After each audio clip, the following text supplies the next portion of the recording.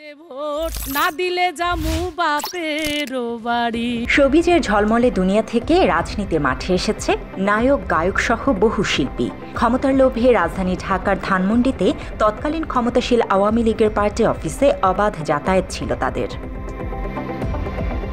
কখনো ব্যক্তিগত সুবিধা, আবার কখনো দলীয় এমপি পদের মনোনয়নের জন্য ভ্রমর সেজে মধু আহরণের জন্য আসত সাংস্কৃতিক ব্যক্তিরা। গানে গল্পে মনোরঞ্জন করতেন নেতাদের, বিনোদন বাড়াতে পার্টি অফিস থেকে পড়ে যেতেন তাদের বেডরুমেও। মাঠের রাজনীতিতে সক্রিয় না থেকেও তারানা হালিম, মমতাজ, সুবর্ণা মোস্তফা একাধিকবার সংসদ সদস্য নির্বাচিত হয়েছেন।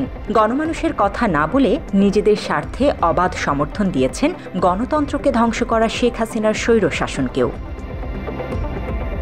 এদিকে একসময় ছাত্রদলের রাজনীতিকে সমর্থন করলেও ভোল পাল্টে আওয়ামী লীগে যোগ দেয় চিত্রনায়ক ফেরদৌস। বিতর্কিত দ্বাদশ জাতীয় সংসদ নির্বাচনে ঢাকা 10 আসন থেকে সংসদ সদস্য নির্বাচিত হন তিনি। শুধু ফেরদৌসই না, রিয়াজ, শাকিল খান, মৌসুমী, চঞ্চল চৌধুরী, জাহিদ হাসানের মতো চলচ্চিত্র শিল্পীরাও দলীয় টিকিটের আশায় ধর্ণা দিয়েছে আওয়ামী লীগের পার্টি অফিসে।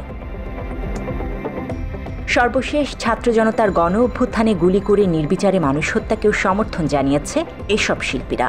জুলুমের শিকার ছাত্র জনতার পাশে না দাঁড়িয়ে ক্ষতিগ্রস্ত বিটিভি ভবনে গিয়ে মায়া কান্না করেছে তারা। আবার কেউ কেউ আন্দোলনরত শিক্ষার্থীদের উপর গরম পানি ঢেলে নির্যাতন করার পরিকল্পনাও করেছে। শেখ হাসিনার পতনের পর যা প্রকাশ্যে এসেছে।